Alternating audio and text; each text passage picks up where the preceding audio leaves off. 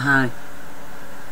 I just want to share some information here which I have touched on in my video about Jo Cox assassination, but I want to give some more further insights into that now, and also at the same time give some promotion to Richard D. Hall, who, yes, we have had our differences, and I must say I've been very disturbed actually about the number of shills standing forth at the moment as gurus of truth and justice and even spirituality that have appeared all over the internet at the moment, and a lot of them using this platform of alternative media to actually promote disinformation. You know, they'll give you a bit of truth, but then at the same time start promoting and supporting far right politics and crap like that. Now I'm just going to, I'll be sharing this link, Hiding from Terror, which shares some very interesting insights into what's going on right now at the moment in Britain, as far as, you know, false flag operations and controlled media and a controlled narrative and all of these things that are going on now to confuse the issues and misdirect and misguide and misinform, actually disinform the public for purposes of further manipulation and social control into the coming police state. They do hope to incite mass riots, okay, so they can bring in their police state. People like myself are sharing information with a view to guidance and also putting forward the solutions, and that is the guidance, that we stand up for the solutions, that we don't just go crazy and start rioting and destroying our own communities so that the New World Order can bring in their police, can justify bringing in the police state. No, we stand up firmly for our rights and demand remedy, okay, valid, lawful remedy. Now, the thing about Jo Cox is that she represented a far greater portion of the British public than what Tommy Robinson ever could even hope to imagine, because she includes not just white people but people of every class and faith and ethnicity in our society that constitutes British society. Now, I don't care what people think, okay, but Britain is now a multicultural fact. You're not going to change that. You're not going to start deporting Pakistani families back to Pakistan. You're not going to start deporting Indian people back to India. You're not going to start sending the descendants from the Jamaican colonies back to Jamaica. That is not going to happen. So, people of Britain, you either live with the reality of our multicultural and learn to find something positive about that, or what are you going to do? You're going to join Tommy Robinson, are you, and start a war with Muslims so that you're going to bring our nation to what? Civil war, so that we are Israel and Palestine too. This is the reality of what you're facing. Jo Cox, she was assassinated for a single reason, that she spoke out for sanity and sense and on behalf of compassion, and included the whole of the British public, not just certain minorities. Because let's face it, the Tommy Robinson supporters are a minority among white people of Britain. You know, we had that character Farage actually on ITV News, you know, saying how 600,000 people who've signed a petition in support of Tommy Robinson somehow represent the whole of Britain. You're talking about 65 million people. Okay, 65 million people. 600,000 represents less than 1% if you're looking at that in terms of millions. 600,000 represents less than 1% of the British population. But apparently, they're Britain. Well, they're not, okay? And I don't trust this Brexit vote, because people were lied to and manipulated by an evil organisation, Cambridge Analytica, that did abuse systems like Facebook and use it to target people and to spread lies, actually. And when people are compelled to vote on strength of lies and manipulation by the kind of people who resort to blackmail, well, I'm sorry, what, for political purposes? I'm sorry, Britain, you're crazy if you're going to accept this Brexit. You are crazy. We are a crazy nation. So, I've already shared all of those concerns anyway in my other video, which is basically an appeal to Britain to get alert, you know, to what is going on, and I'll leave the link to it under this. And I'm sorry if people don't like my passion. I have a right to have passion after what I've survived and had to tolerate in this world. So, you know, if you can't match it, then either you will be guided by it, okay, or get lost. I've got no interest in you. You're a psychopath. So, here now, you know, we're looking at false flag events, and, you know, a false flag events doesn't mean to say that real people aren't really injured. It's just that the whole thing has been orchestrated by the powers that actually want to use that event to further their own purposes. You know, so the false flag event will be blamed on actually innocent parties. I mean, whether they're entirely innocent, it doesn't matter. But the point is that they've got this narrative to maintain, they've got this agenda to get forward on, and it's a useful distraction while they roll out things like 5G. That is a total invasion of privacy. That is absolutely in denial of actually our human rights. But we won't look at that. And at the same time, they can use the far right, you know, as a reason. Oh yeah, Joe Cox got assassinated by Brexit supporters. What a woman that speaks out for the majority of British people, of our concerns. So let's kill her. She's the voice of humanity in Parliament. Let's kill her. And the whole of Parliament just accepts it. Oh, poor Joe Cox. Yeah, poor Britain. Poor Britain.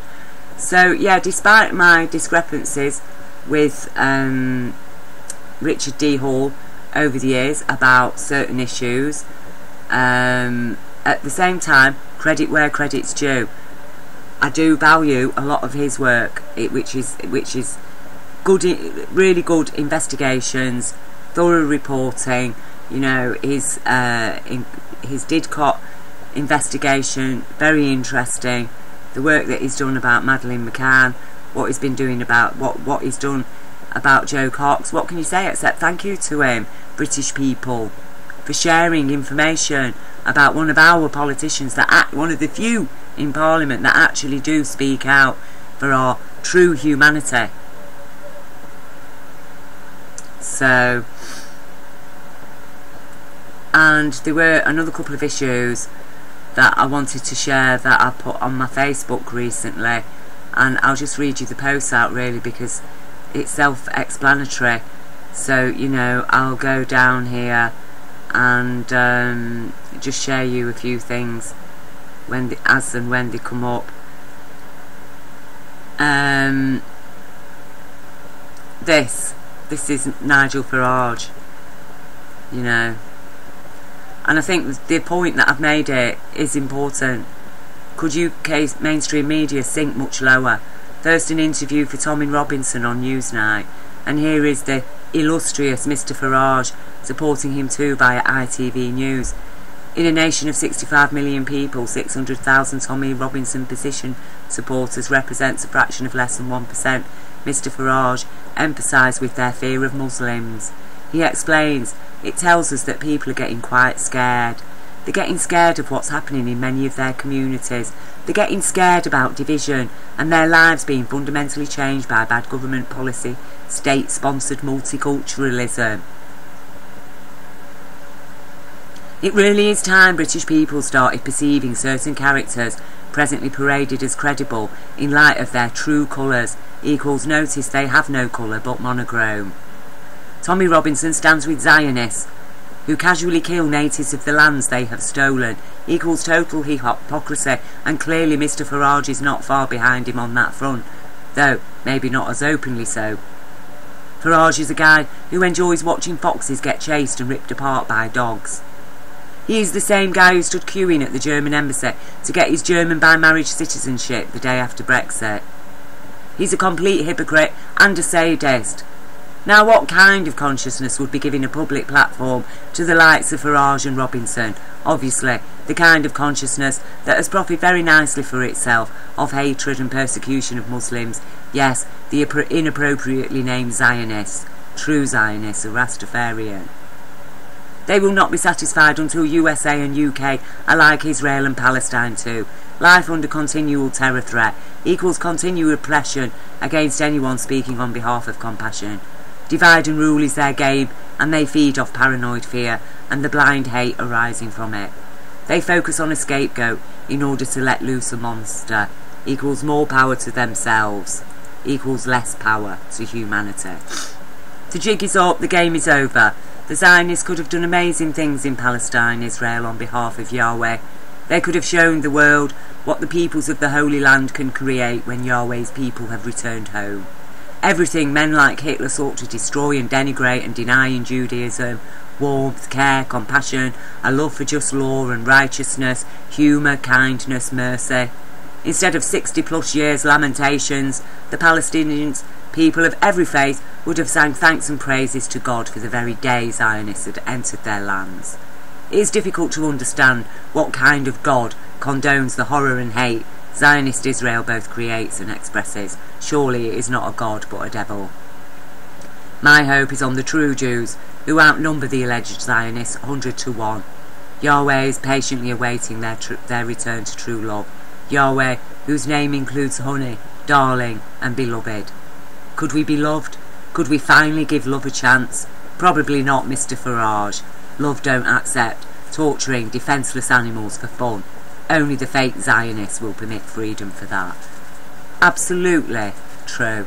Okay? And then the other post that I really wanted to share as well is a comment that I've made here about this really hypocritical, disgustingly hypocritical press, but American press focus on the children, the immigrant children that are being ripped from the parents.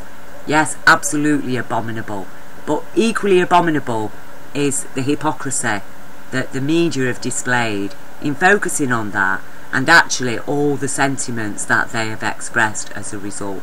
Absolute, total hypocrisy, and it does make you want to vomit. So I'm just going to read you this, okay? In relation to this.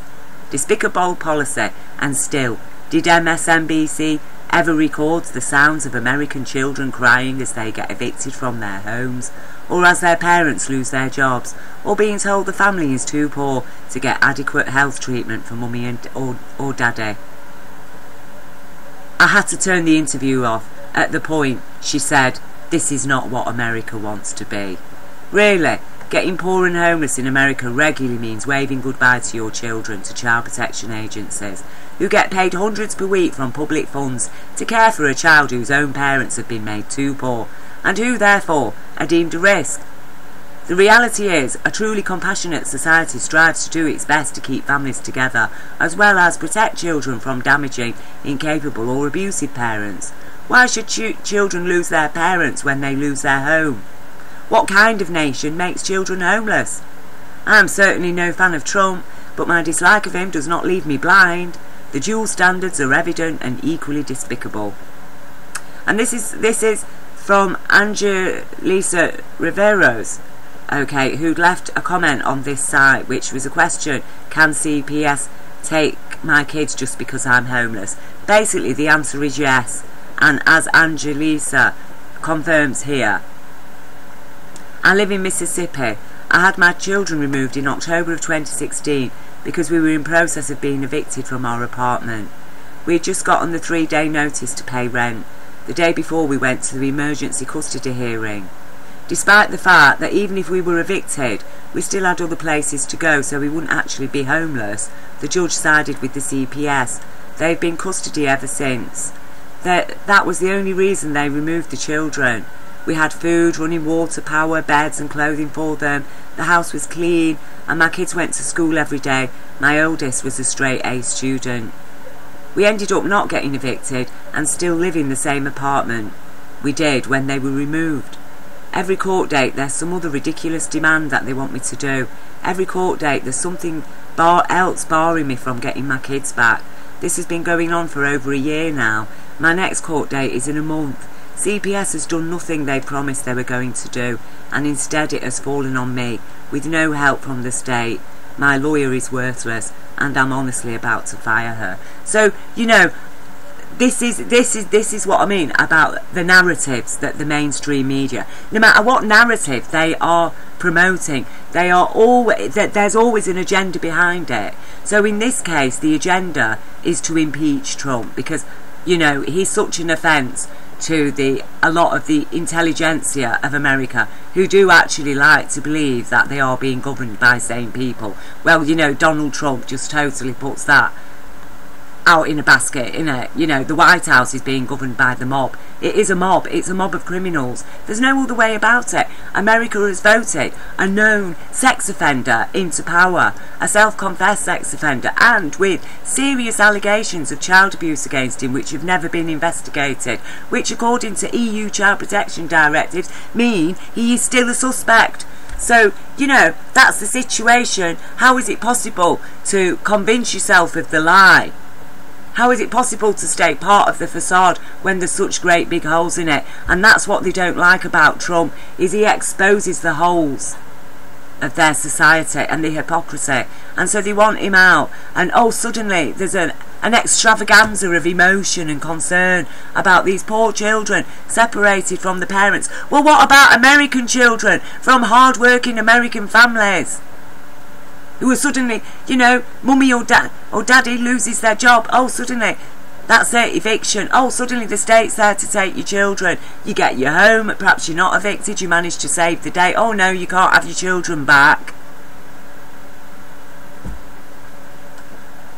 America, you're a bastard nation, that's what you are. Okay? You're a bastard hypocritical nation. You're governed by a bastard hypocritical government, and you're misinformed by a bastard hypocritical press, no matter which side of the fence they claim to be sitting on, whether it's left or right. Let's face it, they're all pissing in the same pot, and they're all controlled by the same bloody powers that control the Senate and actually the American military, because that's the vampire, the Pentagon. You know, 21 trillion they can't account for. Ask them about it. 21 trillion in 21 years the Pentagon's had that it can't account for. And meanwhile, families can be made evicted. Oh, but the government will pay hundreds for strangers to look after those families' children. Why not give the family hundreds then, to help them keep together, to help them keep the home? No. Let's traumatise the children. Let's hand them over to strangers. Let's totally disrupt their lives. Let's traumatise the parents.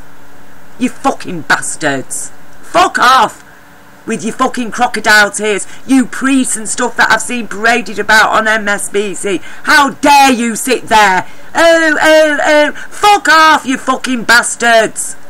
You're living in a country where 12-year-old kids are being shot by the police in the park because they're playing with a BB gun. A child is shot dead in a grandma's home because police got the wrong fucking apartment, and they still, not one of them prosecuted, you fuckers. Fuck off with your fucking crocodile tears, you bastards. You same bastards who tolerated the fucking shite of 9/11. You fucking swallow that shite.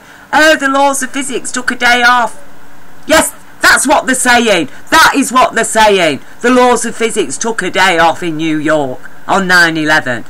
You know, when it comes to the Pentagon on 9/11, you fucking fuckers. And I'm sorry, you're offended by me swearing? I have to watch these disgusting people display their disgusting sudden emotions. Oh, it's alright, we've opened the doors for these emotions. You can express emotions and upset. You can cry now for the sake of these children, but just don't pay any attention to the children, the multitudes of middle class families as well that are being evicted. Oh, we'll be there to take the children off them. The state will happily pay us thousands and thousands a year to look after each single child that we've robbed off poor parents. You fuckers. And what is happening to these children once they're in care? Yes, go and have a look. Check it out. Look under the bloody veneer of their fucking glossy networks. And this life in Gaza with normal Finkelstein. You know, hats off to this man. I stand fully with every single Jew that does not accept this evil Zionism that is trying, that has usurped their faith, okay, this evil, disgusting, despicable consciousness that is actually anti-Yahweh. That's what they are. They're anti-Yahweh, anti-Christ, anti-Islamic, anti-everything except themselves and their evil philosophy that proclaims them as rulers of the earth and, you know, everybody else is cattle. And the true Jews, you know, the media never cover them. That's why he's on talking to Chris Hedges here, because the mainstream media won't touch them. The BBC doesn't want to know. MSNBC, where's his interview with MSNBC? Normal Finkelstein, a Jew, a true Jew. And that's who I'm with, that is who I support. And just because I speak out against Zionism does not mean I stand against Jews, okay? So you can fuck off, anti-Semitics, Zionists, because that's what you are, Zionists. It's you who are anti-Semitic, and you can fuck off, okay, with your blasphemies. So, you know, and then there's 5G, that they are literally wetting their pants to be able to get this rolled out. 17 trillion already they've invested to get it rolled out across the world. Well, it's time for us to tell them to fuck off. Sorry, you are not going to experiment on our children with your fucking EMF, dangerous technology that we know is already damaging trees and plants and us, actually. So fuck off, fuck off, fuck off. And so, as I say, please, you know, check out the information for yourself. Have a look. Check out Richard D. Hall's coverage of Joe Cox's assassination. What can I say except thank you to him? You know, I am that kind of a person. If somebody upsets me, or if I feel somebody's being ignorant about something, I will confront them, I will ask them, and sometimes, yes, it will lead to a few words between us, but I'm not an unforgiving person. I don't hold grudges. And that is one of the problems of this world. There's too many people walking around with grudges, that even when people try to do right and say the sorry, they can't forgive them. You are the people that make things go slow. We need to lose the grudges. We've all got reason to bear a grudge when it comes right down to it. When people wake up to reality of how they've been manipulated and usurped. Our consciousness has been usurped like a blooming, you know, like dogs jumping at their master's click of the finger. So, you know, I'm sorry if I come across as angry and overpassionate and I'm using abusive language. You know, I'm sorry. Wake up to reality. Abusive language is being thrown at you every single day by the BBC and the packs of lies that they peddle. So, thank you to all the people who took time to listen and who share my passion and compassion and concerns. And all I can say is hold faith, keep the faith, because this crap, okay, this evil is going to go down. It is going to go down. It's going to be cast out of our society. Our children are going to be liberated from the future that evil consciousness wants to dump on them. And that's all we need to know. So stand up for child protection directives, stand up for your human rights. That's all you have to do. You don't need to be anti-Trump, you don't need to be anti-Zionist, you just need to stand up for your children's rights and your human rights. Okay? Because just in doing that, you're a threat to the Zionists and the far-right extremists, and even the far-left extremists for that matter too. So take heart, take courage, find strength, and massive love to everybody.